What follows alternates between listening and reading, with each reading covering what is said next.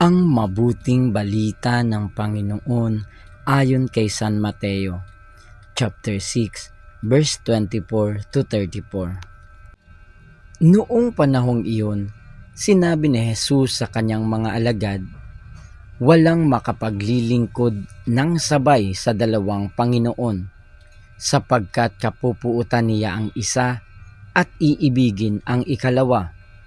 Paglilingkuran ng tapat ang isa at hahamakin ang ikalawa. Hindi kayo makapaglilingkod ng sabay sa Diyos at sa kayamanan.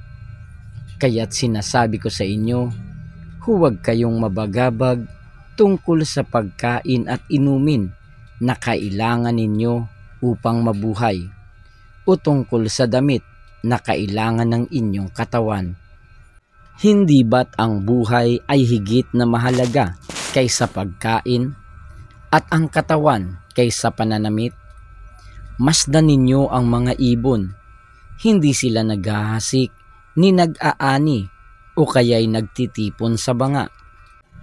Gayunman, pinakakain sila ng inyong amang nasa langit. Hindi ba't higit kayong mahalaga kaysa mga ibon? Sino sa inyo ang makapagpapahaba ng kanyang buhay ng kahit isang oras sa pamamagitan ng pagkabalisa? At bakit kayo mababagabag tungkol sa pananamit? Isipin ninyo kung paano sumisibol ang mga bulaklak sa parang. Hindi sila nagpapagal o humahabi man. Ngunit ito ang sasabihin ko sa inyo. Maging si Solomon ay hindi nakapagsuot ng kasing ganda ng isa sa mga bulaklak na ito. Bagamat napakariringal ang mga damit niya.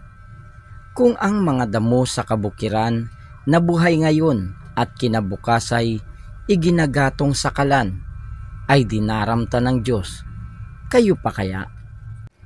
Kay liit ng pananalig ninyo sa Kanya, kaya't huwag kayong mabalisa tungkol sa inyong kakanin, iinumin o daramtin, sapagkat ang mga bagay na ito ang kinahuhumalingan ng mga taong wala pang pananalig sa Diyos. Alam ng inyong amang nasa langit na kailangan ninyo ang lahat ng ito.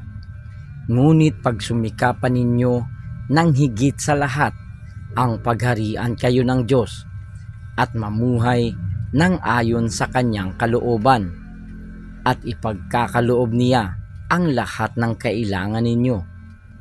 Kaya huwag ninyong ikababahala ang para sa araw ng bukas. Saka na ninyo harapin kapag ito'y dumating. Sapat na sa bawat araw ang kanyang mga suliranin.